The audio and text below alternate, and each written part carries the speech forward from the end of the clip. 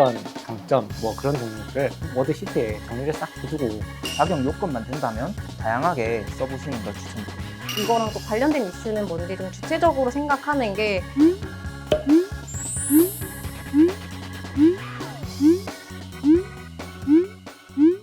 네, 여러분 안녕하세요. 이수그룹 채용 담당자 이수대리입니다. 이제 1편에서 다뤄봤던 취업 준비에 관한 경험과 팁들 이어서 자기소개서 작성법이나 면접 준비하면서 있었던 경험들 나눠보면서 또 이야기해보도록 하겠습니다. 그 엔지니어 분들 이렇게 자기소개서란 좀 어떤 느낌인지, 나에게 자기소개서란. 저는 사실 좀 고역이었습니다. 왜냐면 공대생이다 보니까 글을 많이 쓸 기회가 없어서 처음 쓴 자기소개서 보면 이게 뭔 소리지? 싶을 정도로 좀 너무 중구난방하게 썼었는데, 그래서 유튜브에 막 글 잘 쓰는 방법 이런 거 검색해서 좀 보기도 했었던 것 같아요. 면접 준비하실 때 혹시 관련된 면접 정보나 자료 같은 거를 어디서 가장 많이 찾아보셨는지 좀 궁금하거든요. 저는 그 이수그룹 관련된 그런 유튜브는 굉장히 잘 되어 있기 때문에 여기 나온 유튜브는 다 정독해서 보는 것 같아요. 그래서 선배님들이 어떤 말씀 하시는지, 그리고 어떤 질문들 나오는지 봐서 좀 그거 보고서 많이 정리를 했던 것 같습니다. 저 같은 경우에는 좀 면접 자료를 준비하다기보다는 제가 원하는 직무나 산업이 아니더라도 무조건 이제 면접에 참석을 했었습니다.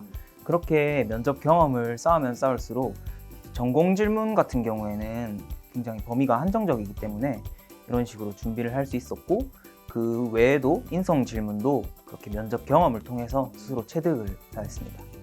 사실 현장에서 경험하는 것만큼도 좋은 경험이 없기 때문에 또 이런 식으로도 가능하다는 것도 잘 배웠습니다. 최종 면접은 또 대면 면접으로 보셨잖아요. 1차 면접 같은 경우에 면접관분들 굉장히 젊으시잖아요. 여러분들도 아마 좀 젊은 분들하고 면접을 보셨을 것 같은데, 아마 지금 입사하시고 나서 바로 위에 같이 일하실 선배들하고 면접을 보셨을 것 같아요. 그런 부분들은 혹시 어떻게 다가오셨는지 궁금한데 소연님께 한번 여쭤볼까요?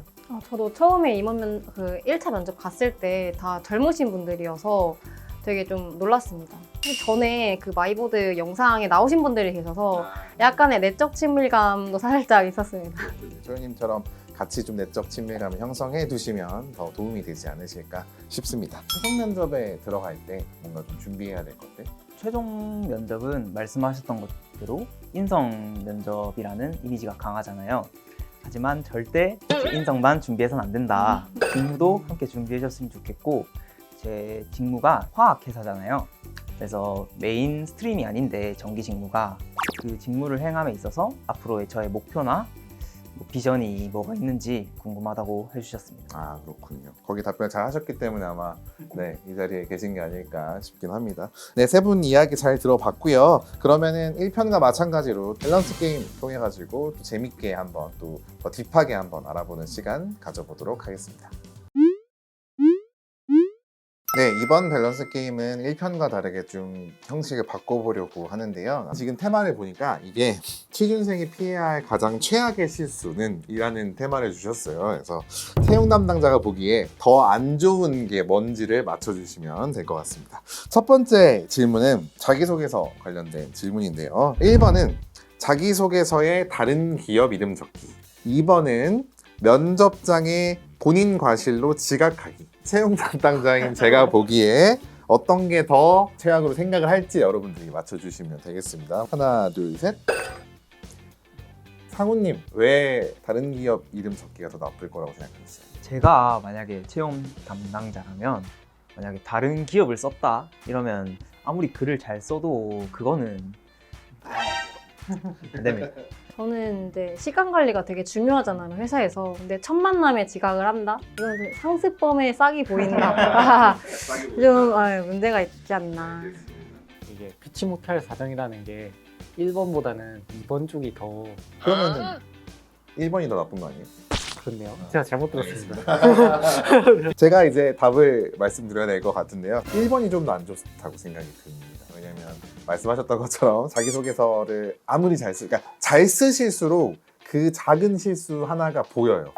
네, 아무리 그렇게 잘 쓰셨어도 개인적으로 굉장히 기억에 남는 에피소드가 하나 있는데, 자기소개서에 회사명을 잘못 쓰시고 면접까지 통과하신 분이 있어요. 어떻게 됐었냐면 본인이 그 자기소개에서 틀린 걸 알고 있었던 거예요. 그래서 공정업계 경쟁사들을 사실 지원을 다 했고 이수그룹에 들어오기 위해서 열심히 경쟁하고 치열하게 하는 과정에서 그랬던 것으로 이렇게 얘기를 하더라고요.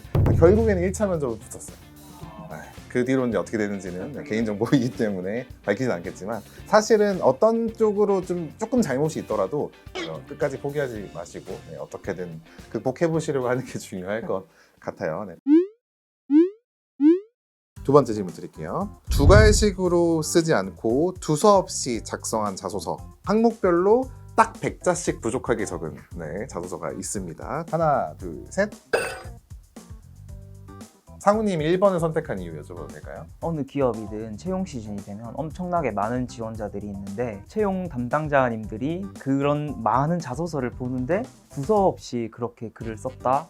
이러면 굳이 다른 사람들도 있는데 그 자소서는 그렇게 점수를 많이 안 주실 것 같습니다. 소연님은 왜 2번으로 고르셨을까요? 1번은 약간 못해서 못한 거고 2번은 그만큼 안 쓴 거라고 생각하실 것 같아서 뭔가 의지를 좀 보시지 않을까 생각을 했습니다. 소연님은 꽉꽉 채워서 쓰셨나요? 자기소개. 저는 최대한 좀 맞춰서 거의 꽉 채워서 쓰려고 노력을 했던 것 같습니다. 현태님은 왜 1번을 고르셨을까요? 저 같은 경우에는 자소서를 쓰기 전에 우선 제 시간 순서로 제가 가지고 있는 경험이나 했던 강점 뭐 그런 종류들을 하나씩 다 워드 시트에 정리를 싹 해두고 그 질문 문항에 맞게 당겨오는 식으로 보통 자소서를 구성했거든요. 이게 오바를 해서 줄이는 것도 가능하지만 줄이게 되면은 처음에 정리했던 이제 내가 생각했을 때 깔끔하던 문장이 더 이상 깔끔해지지 않는 경우가 있어서 적합한 구성을 채워 넣었을 때 밑에 남는 한 10% 공백 정도는 저는 감소할 수 있다라고 생각을 했습니다. 그 3번 문항이 저희 산업이나 회사 그리고 직무에 관련된 이슈들에 대해서 어떻게 생각하시는지 동향과 본인의 의견을 써달라는 그런 문항이 있는데 그거 쓸 때 혹시 팁이 좀 있을까요? 저희가 가장 직접적으로 접할 수 있는 거는 회사에 관련된 기사인 것 같습니다. 회사 기사를 뉴스를 한번 싹 검색해 보는데 아무래도 직접적으로 회사 사업에 연관이 된 게 많은 것 같고 여기에 더해서 회사 홈페이지를 들어가면은 보통 이 회사가 무엇을 대표적으로 사람들에게 얘기하고 싶은지 첫 화면에 제일 잘 뜨게 해놓는 경우가 많거든요. 그래서 기사로 뜨는 최근 기사 그리고 홈페이지에 나오는 화면 이거를 종합해서 이 기업은 여기에 관심이 있구나 하는 걸 알고 하면 좋을 것 같습니다. 그렇군요. 알겠습니다. 제 답을 말씀드릴 차례인가요? 1번입니다. 1번입니다. 좀 극단적으로 가정을 할게요. 이 두괄식으로 쓰지 않았다는 말이 이런 자소서를 읽으면 기억에 남는 게 많지 않더라고요, 보통. 네, 왜냐면 이게 결국에는 기억에 남는 그 포인트가 있는가가 결국엔 중요하거든요. 그러니까 제 기억에 남는 게 아니라 그 포인트를 평가 기준에 반영할 수 있는가가 중요하거든요. 그렇게 됐을 때는 확실히 두괄식의 자소서들이 좀 더 강렬하게 포인트가 있기 때문에 그런 평가 기준들에 쏙쏙 잘 들어가게 되거든요. 100자 정도씩 적게 적으시는 거는 남아서 늘리는 것보다 차라리 쓰는 데까지만 쓰시는 게 좋을 것 같아요. 네, 그런 측면에서 1번으로 골랐으니까 소연님 너무 낙심하지 마시고 1번으로 가도록 하겠습니다. 네, 마지막 질문이 남았는데요. 첫 번째는 면접에서 모르는 질문인데 아는 것처럼 대답하기. 두 번째는 면접이 끝나고 연봉 인상률을 물어보는 거. 하나, 둘, 셋. 혼자 고르신 현태님, 왜 1번을 고르셨을까요? 일단 저는 모르는 걸 아는 척하는 게 면접에서 되게 위험한 거라고 생각하는 게 꼬리 질문이 정말 잘 따라 들어와요. 면접하면서 질문을 하나 들었던 게 공정 직무에서 자주 사용하는 프로그램들에 대해서 써본 적이 있냐 이런 질문을 받은 바가 있었는데 이거를 저는 이제 솔직하게 학교에서 이런 거를 배워본 적은 없습니다 이런 식으로 대답을 했으나 만약에 이걸 써봤다고 대답을 했다면 이런 꼬리 질문에 대해서는 대처를 할 수 있다라는 생각이 안 들기 때문에 솔직한 답변 좋은 것 같습니다. 상우님은 왜 2번으로? 궁금하지 않으세요? 궁금하죠. 근데 궁금하긴 한데 그거는 이제 면접은 결국 회사에 얼마나 열정을 가지고 오래 일할 수 있는 사람인지를 뽑는 자리이기 때문에 연봉 인상률을 물어본다는 건 너 그러면 우리 회사 연봉 인상률 안 낮으면 안 올 거야? 라는 생각이 사람이라면 들 수밖에 없다고 느껴집니다. 저도 이제 불필요한 그런 질문이나 좀 뭔가 이런 질문 해도 되나? 라고 하는 거는 좀 삼가하는 게 그래도 좋지 않나 라고 생각을 합니다. 네, 이제 마지막 질문에 대한 저의 답변을 드려야 될 것 같은데요. 너무 고민이 되지만 저의 답변은 1번입니다. 예스. 티가 나요.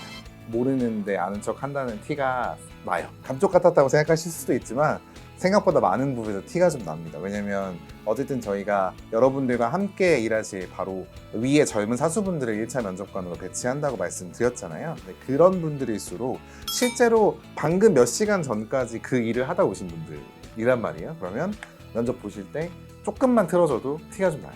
아닌 거를 맞다고 대답을 했는데 티가 났는데 꼬리 질문이 안 들어온다. 그러면 그거는 돌이킬 수 없는 상황일 수도 있어요. 그러니까 차라리 모른다고 대답하시는 게 더 좋지 않을까 싶고요. 그러니까 연봉 인상률을 물어본다. 이거에 에피소드가 하나 있어서 말씀을 드리려고 하는데 인상률을 물어보는 분이 있었어요. 실제로 답변해줬습니다. 어떤 그 식으로 받아들일지가 궁금해서 알려줬더니 이 지원자분께서 알고 있다. 이게 무슨 소리지? 이게 무슨 얘기를 궁금했는데 이거를 아예 의도를 하신 거죠. 시장 상황 때문에 매출 구조가 조금 악화된 거를 재무제표를 보고 알고 있다. 그래서 하지만 본인은 합격하면 입사해서 열심히 일을 하겠다라고 답변하시더라고요. 뭐 이분도 붙었는지는 말씀드리진 않겠습니다. 어쨌든 그런 식으로도 풀어갈 수 있다라는 거를 말씀을 드리고 싶었어요. 네, 총 2편에 걸쳐서 저희 상반기 신입사원분들 모시고 여러 가지 팁과 경험들 함께 나누어 봤는데요. 마지막으로 세 분께서 취업 준비하시는 여러분들께 꼭 하고 싶은 말씀들이 있으시다고 하셔서 들어보고 마무리하도록 하겠습니다. 저는 일단 시간 관리를 좀 했으면 좋겠어요. 왜냐면 처음 취업 준비를 하면은 뭐부터 해야 될지 좀 막막하거든요. 일주일 동안 아니면 한 달 동안 내가 뭘 해야 될지 좀 정하면은 좀 취업 준비 기간을 단축할 수 있는 방법이지 않을까라고 생각을 합니다. 네, 저는 그 직무랑 산업을 최우선적으로 먼저 선정을 해주셨으면 좋겠어요. 이제 회사 홈페이지에 직무 소개가 잘 되어 있는데 이런 것들을 참고하시는 것도 방법이고, 요즘은 뭐 유튜브에 이런 직무들 설명이 굉장히 잘 되어 있거든요. 자기가 가고 싶은 직무를 빠르게 고르시는 게 취업 준비하는데 제일 시간을 줄일 수 있는 방법이라고 생각합니다. 저는 아무래도 제일 중요한 게 자기 객관화라고 생각을 했습니다. 내가 생각하는 최고의 기업에 넣어서 그대로 한 방에 취업이 된다면 가장 좋겠지만 아무래도 본인이 그 객관적인 지표라는 게 아무래도 있게 되니까 주변 사람들과 아니면 이미 취업하신 선배들의 대략적인 스펙대와 뭐 아니면 준비하셨던 것들을 알고 본인이 어느 정도 위치에 있는지, 그리고 만약에 내가 좀 부족하다라는 생각이 든다면은 바로 이제 추가적인 인턴을 경험한다든지 아니면은 다른 방향으로 경험을 좀 더 쌓고 지원을 할 수 있도록 빠르게 그런 본인에 대한 파악하는 것이 중요할 것 같습니다. 네. 그러면 마지막으로 취업 준비를 하면서 꼭 하지 말아야 될 것들. 자기소개서를 AI로 쓰는 것은 별로 좋지 못한 것 같습니다. 그 자기소개서를 바탕으로 이후의 면접도 같이 진행이 되기 때문에 내 입에 맞는 말로 나의 언어로 정리된 자기소개서를 만드는 과정이 거기에서 아주 큰 역할을 한다고 생각을 하거든요. 신문물이 힘을 빌려서 사용한 거는 조금 나중에 있어서 도움이 안 되지 않을까 그렇게 생각합니다. 자기가 하고 싶은 직무 딱 그것만 지원하는 거는 좀 비추합니다. 앞에서 이제 직무 빨리 정하라 해놓고 이러면 좀 이상하긴 한데, 최대한 서류를 많이 쓰고 자기가 고집하는 직무뿐만 아니더라도 자격 요건만 된다면 좀 다양하게 써보시는 걸 추천드립니다. 요즘에 산업 공부하려고 뉴스를 많이 보잖아요. 근데 그걸 의미 없이 너무 스크랩만 하는 거를 좀 안 했으면 좋겠는 게 어차피 나중에 안 봐요. 안 보니까 하나를 보더라도 이 이슈가 회사에 어떻게 도움이 되고 이거랑 또 관련된 이슈는 뭔지 좀 주체적으로 생각하는 게 훨씬 좀 도움이 된다라고 생각을 합니다. 네, 그럼 진짜 마지막 순서로 하고 싶은 말씀 하면서 마무리하도록 하겠습니다. 취업 준비가 다들 아시다시피 정말 힘든 길인 것 같아요. 함께 놀던 친구들이 먼저 이렇게 취업을 하면 더욱 조바심이 나고 그러는 것 같아요. 최종적으로 하나만 승리하면 이기는 겁니다. 그러니까 열심히 포기하지 마십시오. 화이팅입니다. 저는 처음에 서류 넣었을 때 30개 중에 하나 못 왔거든요. 그래서 계속 불합격 메일을 받다 보면은 되게 힘 빠지고 그러는데, 이런 거에 너무 일희비 하지 않고 바로 다른 회사의 문을 두드려보는 그런 좀 쿨한 모습 가지는 게 훨씬 정신 건강에 좋으니까 그렇게 열심히 하셨으면 좋겠습니다. 주눅들지 않고 떨어져도 이거는 내가 손해가 아니다, 안 뽑은 회사가 문제다 이런 마인드를 가지고 다음 자세로 나아갈 수 있으면 좋겠고, 취준 과정 중에 친구들과는 아무래도 좀 비교하게 될 수밖에 없는 상황이 있어요. 비교 선상에 놓인 상대가 아닌 가족분들과 조금 소통하면서 기분 전환할 수 있는 시간도 많이 가지셨으면 좋겠습니다. 네, 지금까지 신입사원분들 3분 모시고 좋은 말씀 많이 들어봤는데요. 다음에는 더 유익한 정보를 담은 영상으로 돌아오도록 하겠습니다. 감사합니다. 감사합니다.